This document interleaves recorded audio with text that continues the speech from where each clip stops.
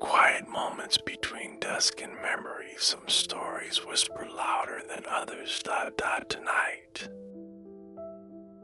I'll take you back to a rain-soaked field in France, to a time when hope clung to fragile letters and young men bore the weight of a world at war. This is the story of Private Thomas Ashbury, a British soldier whose love, courage, and sorrow echo through the pages of a final letter. Close your eyes, take a deep breath, and let the past unfold.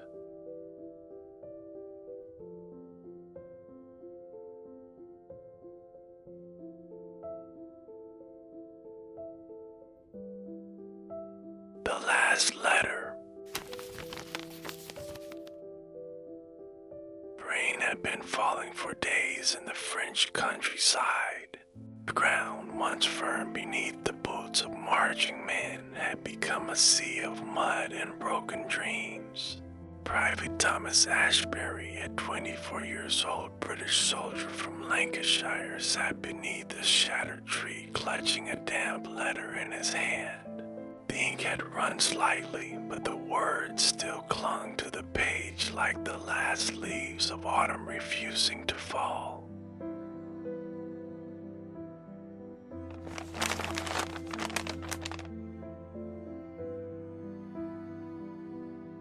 It was from Emily, as Emily written weeks ago. The letter spoke of home, of tea by the fire, of his mother knitting in silence, and of the little garden they had planted before he left.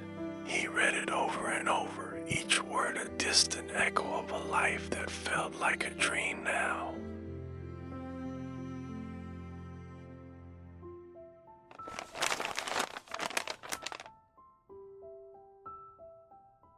Thomas had enlisted out of a sense of duty like so many others. The war was supposed to be quick. Push into France, a stand against tyranny, and a swift return home. But it had become something far more sinister, an endless nightmare of thunderous shells, unseen snipers, and the constant stench of death.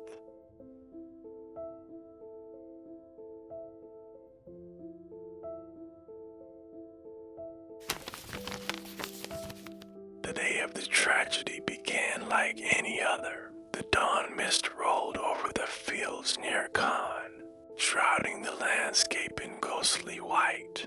His unit had been ordered to take a German-held farmhouse at the edge of a dense forest. Intelligence said the resistance would be light. It was wrong.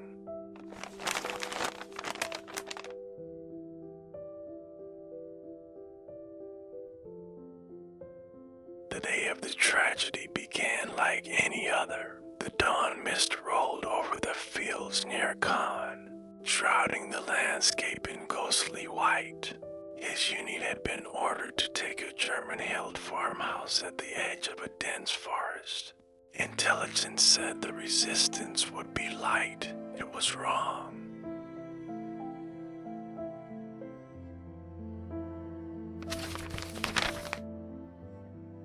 When Thomas awoke, everything was silent. The farmhouse still stood in the distance, untouched. Around him, the field was littered with the dead and dying. Among them lay Corporal James Whitmore, Thomas's best friend since training. His eyes were open, staring at nothing. A hole the size of a fist gaped in his chest. Thomas crawled to him, shaking, sobbing.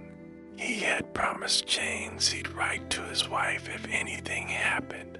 That night, under the pale moonlight, he did.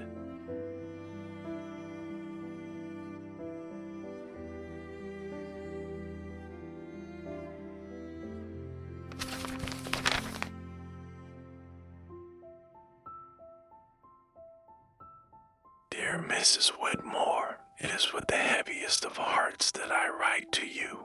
James was not only my comrade, but my brother in all but blood. He spoke of you often, of your laugh, the way your eyes sparkled in the summer light. He died quickly, without pain, fighting for a world where your children can grow up free. my life more times than I can count. I only wish I could have saved his. Please know he was brave, he was strong, and he was loved by all of us. ... Yours in sorrow, Thomas Ashbury.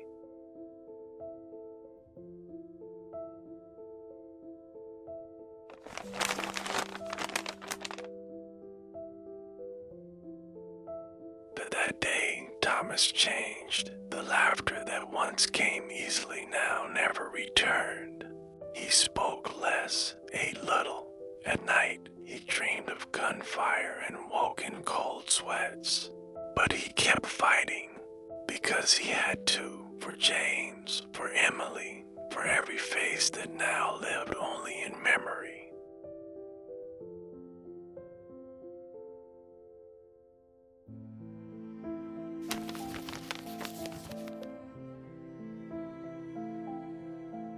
Months later, during the liberation of a small village near the Rhine, Thomas was hit by a sniper.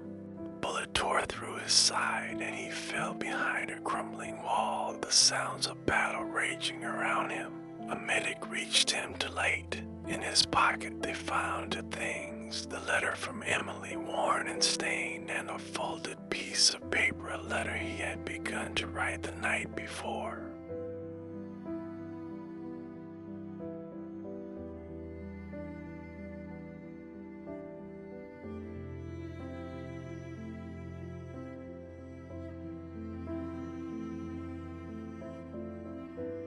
My dearest Emily, if this letter finds you, then I am no longer walking the earth.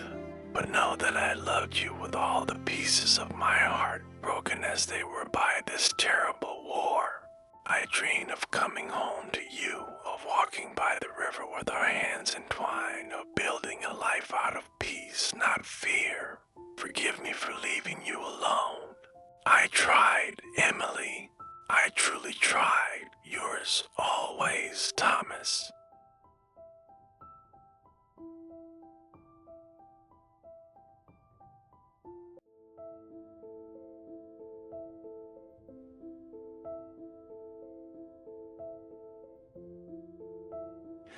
He was buried in a quiet cemetery under a modest stone. Emily received the letter weeks later. She read it by the fire, tears staining the page outside.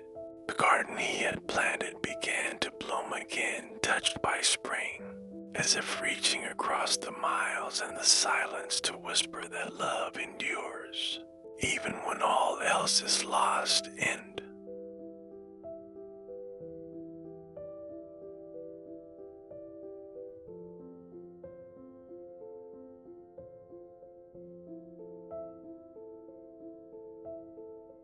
Thank you for listening. War steals many things: time, peace, lives. But stories like Thomas's remind us that even in the darkest of times, love endures. If this story touched your heart, feel free to leave a comment or share it with someone who appreciates history and humanity. Until next time, stay safe, stay kind,